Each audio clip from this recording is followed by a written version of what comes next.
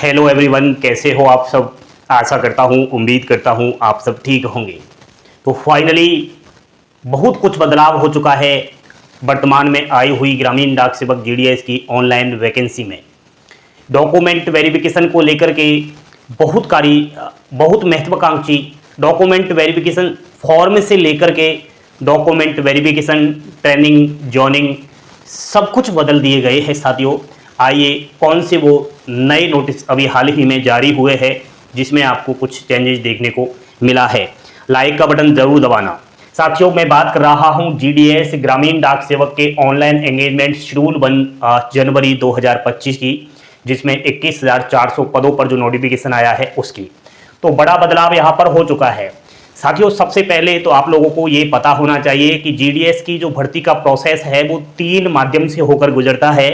पहला है pre engagement, जिसमें आपकी डॉक्यूमेंट वेरिफिकेशन की प्रोसेस चलती है।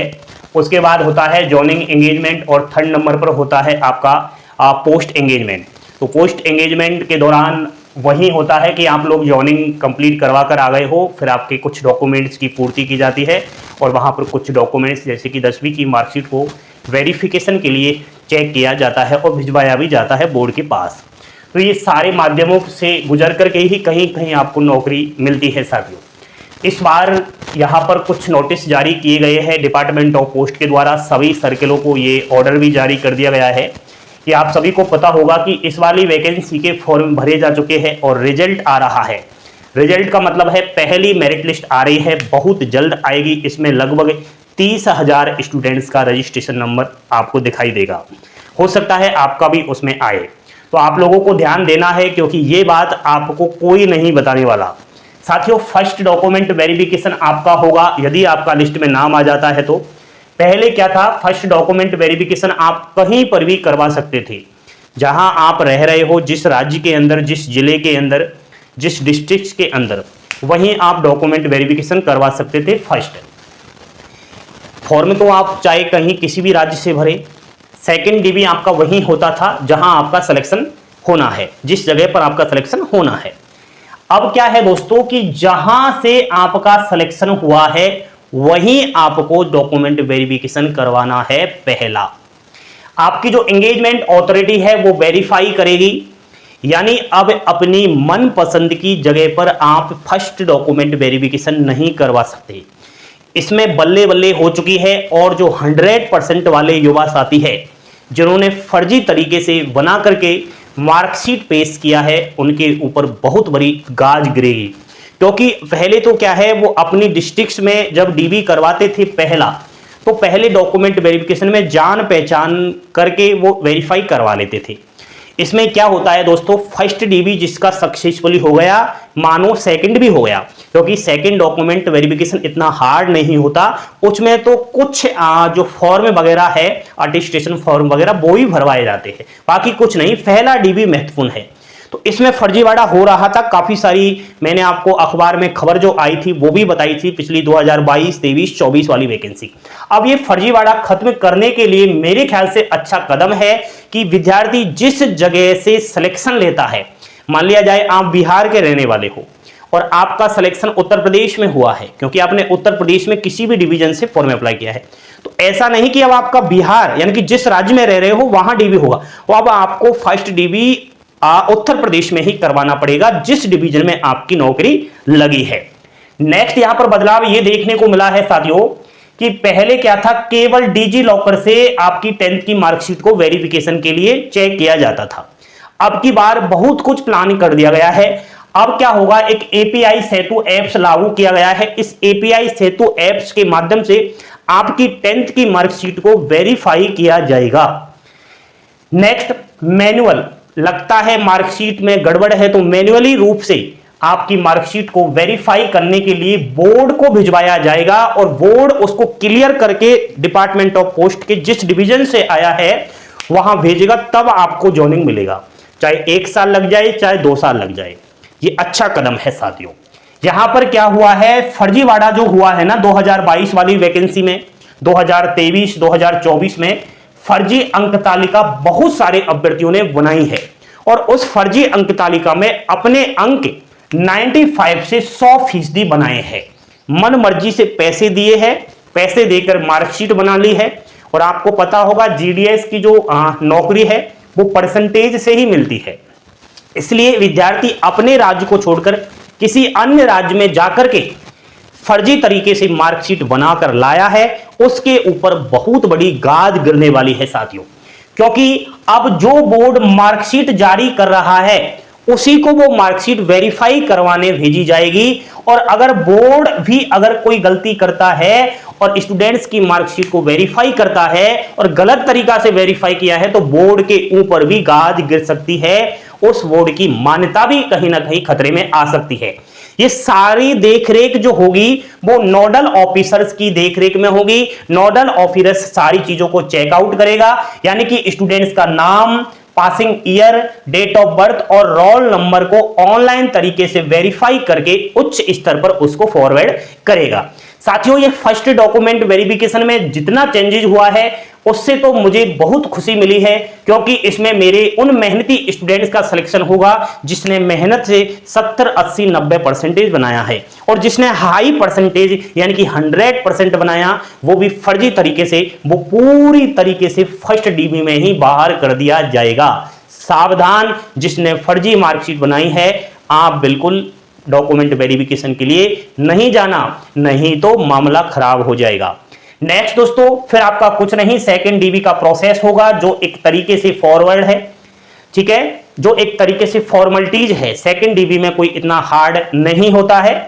आपको दोस्तों सेकंड डीबी सक्सेसफुली हो जाने के कुछ ही समय बाद ट्रेनिंग के लिए बुला लिया जाएगा, और अब मात्र 3 दिन की आप लोगों की ट्रेनिंग होगी। पहले क्या होता था 15-15 दिन की ट्रेनिंग होती थी, नहीं, अब तो केवल 3 दिन में ही मामला आपका क्लियर कर दिया जाएगा। साथियों, यहां पर कुछ महत्वपूर्ण जानकारी यह है कि आपका रिजल्ट जल्द जारी हो रहा है। आज 14 मार्च हो चुका है, आपका 9-10 दिन के बाद ये लिस्ट आपकी फर्स्ट आ रही है। तो आपको क्या करना है, फर्स्ट डॉक्यूमेंट वेरिफिकेशन के लिए बिल्कुल तैयार रहना है, अपने सारे दस्तावेज क्लियर करके रखने हैं, ओरिजिनल ही आपको लेकर जाना है और ओरिजिनल सहित 2-2 फोटोकॉपी उनकी करवा लेनी है। आपको दोस्तों आपकी 10th की मार्कशीट बिल्कुल क्लियर करनी है। मार्कशीट के साथ यदि आपका सर्टिफिकेट भी है तो वो लेकर जाओगे। आइडेंटिफाई प्रूफ बिल्कुल आप लोग बनवा लीजिए, किसी से भी ये बन जाता है। फॉर्मेट में टेलीग्राम चैनल पर डाल दूंगा जो आइडेंटिफाई प्रूफ का फॉर्मेट है। 8 व्यक्ति होते हैं, प्रधान, हेडमास्टर, डॉक्टर्स, जो रजिस्ट्रेड ऑफिसर होता है उससे इसे वेरीफाई करवा लेना, ठीक है। कास्ट सर्टिफिकेट, देखो भाई, कास्ट सर्टिफिकेट एक तो आपका ईडब्ल्यूएस कैटेगरी को चाहिए, एक आपको ओबीसी को चाहिए और एससी और एसटी को चाहिए। लेकिन एक बात याद रखना, सेंट्रल के फॉर्मेट में ऑनलाइन डिजिटल वाला कास्ट सर्टिफिकेट मान्य होगा। आपको बिल्कुल यहां पर इस तरीके से, किसी के पास अगर सेंट्रल फॉर्मेट में नहीं है तो बनवा लीजिए, समय है आपके पास, कभी का बनवा ले, कोई दिक्कत बात नहीं है। ईडब्ल्यूएस का 1 ईयर फाइनल, आपका जो एक फाइनेंशियल ईयर का होता है ना, वो चल जाएगा, ठीक है। ओबीसी 3 साल और एससी एसटी का लाइफ टाइम चलता है। चाहे आप फॉर्म भरने से पहले बनवा लिया हो या अब बनवा रहे हो, इसमें कोई भी दिक्कत वाली बात नहीं है साथियों, ठीक है। पीडब्ल्यूडी सर्टिफिकेट, यदि आप पीडब्ल्यूडी कैटेगरी से सिलेक्शन लेते हो तो आपके पास ये सर्टिफिकेट होना ही चाहिए। ईडब्ल्यूएस सर्टिफिकेट जो मैंने आपको अभी बताया। ट्रांसजेंडर सर्टिफिकेट, यदि आपने अपना जेंडर बदलवाया है तो उसका प्रमाण देना पड़ेगा। डेट ऑफ बर्थ, कुछ विद्यार्थी इसके बारे में पूछ रहे थे, सर डेट ऑफ बर्थ के तौर पर हम क्या ले जाए। तो साथियों आपको कुछ भी लेकर नहीं जाना है, आपकी जो 10th की मार्कशीट है वो डेट ऑफ बर्थ का काम करेगी, क्योंकि 10th की मार्कशीट में जो डेट ऑफ बर्थ है वही आपकी मान्य होगी।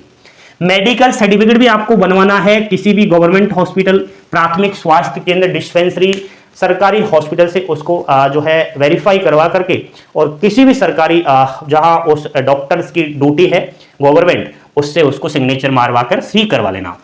आधार कार्ड इसमें बिल्कुल अनिवार्य नहीं है, वो क्लियर कर दिया है जब ये नोटिफिकेशन आया है आपका बदलाव वाला। आधार कार्ड को लेकर जो भी बच्चा परेशान हो रहा था, बिल्कुल आपको आधार कार्ड ले जाओ तो ठीक, नहीं ले जाओ तो भी ठीक। अगर किसी ने नाम में मिसमैच कर दी है, नाम गलत कर दिया है, तो घबराने वाली बात नहीं है, आपको एक अंडरटेकिंग भर करके देना पड़ेगा। कोई सा भी आपका नाम हो वो चल जाएगा। भाई बहुत सारे अभ्यर्थियों ने क्या किया है, जीडीएस का फॉर्म भरते समय नाम अलग डाल दिया और 10th की मार्कशीट में अलग डाल दिया। तो जब आप अंडरटेकिंग फॉर्म दोगे तो उस समय उस अंडरटेकिंग फॉर्म में आपका जो 10th की मार्कशीट में नाम है वहीं डालोगे और वहीं चलेगा, चाहे आपने एप्लीकेशन फॉर्म में जो चाहे वो डाला। नेक्स्ट दोस्तों, जॉइनिंग के समय एक बार फिर से आपकी 10th की मार्कशीट को एपीआई सेतु से वेरीफाई किया जाएगा। ये आपका पोस्ट एंगेजमेंट में आता है। तो मैं समझता हूं बिल्कुल आप लोगों को सावधान रहना है। यदि आप फर्स्ट डीबी में भी ऐसे वैसे करके निकल गए ना, तो जब आप पोस्ट एंगेजमेंट में आओगे, लास्ट के स्टेप पर आओगे, तो उस समय भी लास्ट में आपकी 10th की मार्कशीट को इस बार एपीआई सेतु से जांच किया जाएगा, पकड़ में आ जाओगे। नेक्स्ट दोस्तों, पिछली जो वैकेंसी थी 2023-24 में, तो किसी भाई का अगर सिलेक्शन हुआ है और पेंडिंग चल रहा है उसका डॉक्यूमेंट वेरिफिकेशन, तो वो जल्द कंप्लीट होने वाला है। सभी सर्किलों को ये आदेश जारी कर दिए गए हैं, चाहे किसी का फर्स्ट डीबी हो, चाहे सेकंड डीबी हो, चाहे किसी की ट्रेनिंग जोनिंग हो। रुक रहे सारे के सारे पिछली भर्तियों के पेंडिंग रिजल्ट वगैरह सब कुछ क्लियर होने वाला है, क्योंकि बड़ा ही फास्ट प्रोसेस यहां पर होने वाला है। तो सभी बच्चों, आप लोगों को मैं यहां पर यही अंतिम समय पर कहूंगा इस वीडियो को खत्म करने से पहले कि भाई लोगों, बदलाव तो बहुत ज्यादा हो रहा है। फर्जीवाड़ा अगर समाप्त हो जाएगा तो मैं समझता हूं बहुत बड़ा ही खुशी मिलेगी, क्योंकि मैंने प्रैक्टिकली ये देखा है कि जीडीएस भर्ती के नाम पर बहुत सारे जो है बच्चों से जो है पैसे ऐंठ रहे हैं। एक तरीका से गिरोह बन गया है जो सक्रिय है, बुरी तरीका से ऑनलाइन ठगी कर रहे हैं कि आप पैसे दीजिए, हम आपको जीडीएस की नौकरी दिलवाएंगे, हम आपका लिस्ट में नाम दिलवाएंगे, फर्स्ट डीबी सक्सेसफुली करवाएंगे। किसी के बहकावे में मत आना साथियों। फर्स्ट डीबी पहले की तरह नहीं रहा कि ऑफलाइन बस चेक कर दिया। अब आपका जो है एंगेजमेंट अथॉरिटी बैठेगी और आपका नोडल ऑफिसर उसको चेकआउट करेगा। सारे मामले बदल गए हैं, एपीआई सेतु और मैनुअल। खतरनाक मामला है, फंस जाओगे जाल में। इतना खतरनाक जाल बिछाया है जिसको कोई काट भी नहीं सकता। तो ये जानकारी आप लोगों को पसंद आई, लाइक शेयर सब्सक्राइब, और वो बच्चे खुशी मनाओ जिनका परसेंटेज कम है, क्योंकि आपसे जो ऊंचा परसेंटेजधारी है अगर वो फर्जी तरीके से आएगा तो अवश्य वो पकड़ में आएगा। थैंक यू, धन्यवाद। हंसते खेलते मुस्कुराते रहो, जीवन के अंदर यही काम आने वाला है दोस्तों, और क्या है। जय हिंद, जय भारत।